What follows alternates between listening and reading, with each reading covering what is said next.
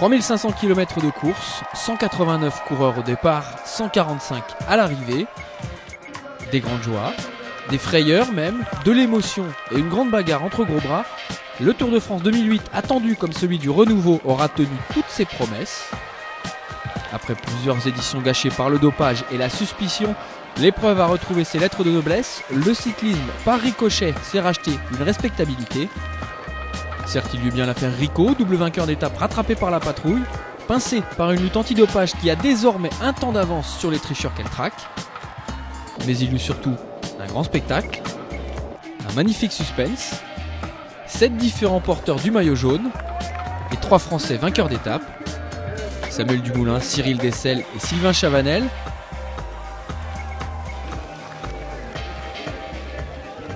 Et il y eut enfin un vainqueur superbe. En dépit de relations fortes avec 2 directeurs sportifs plutôt sulfureux, Manolo Saiz et Bjarne, Carlos Sastre représente un cyclisme nouveau malgré ses 33 ans. En Espagne, il se fait surnommer Don Limpio, Monsieur Propre, c'est dire. Avec lui, pas question de victoire douteuse ou de progression fulgurante, sa carrière, il l'a bâtie tout en régularité. Ses résultats précédents dans le Tour le prouvent. Hormis 2005 où il ne termina que 21ème, il a toujours figuré dans le top 10 depuis 2002, finissant même 4ème lors des 2 dernières éditions. Sa victoire, il l'a donc construite à sa manière, en gérant dans un premier temps dans les Pyrénées, avant d'attaquer le jour J lors de la 17ème étape, en gagnant dans la terrible montée vers l'Alpe d'Huez.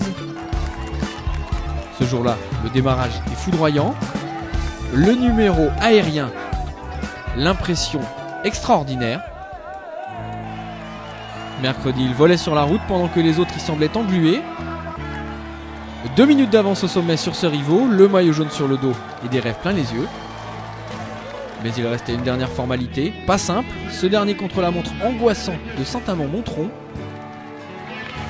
Sur ces 53 km taillés pour les rouleurs et donc a priori pour un Cadel Evans meilleur dans l'exercice, il devait tout perdre selon les observateurs. Mais au bout du chrono de sa vie, il ne laisse que 29 petites secondes à un Australien éberlué. Ce qu'Evans et tout le reste du peloton ignoraient, c'est que le petit grimpeur a un peu délaissé ses traditionnelles bosses d'entraînement cet hiver pour prendre régulièrement son vélo de chrono. Son travail a payé. Il devient le 7e Espagnol à remporter le Tour de France, le 3e de suite, après Oscar Pereiro et Alberto Contador.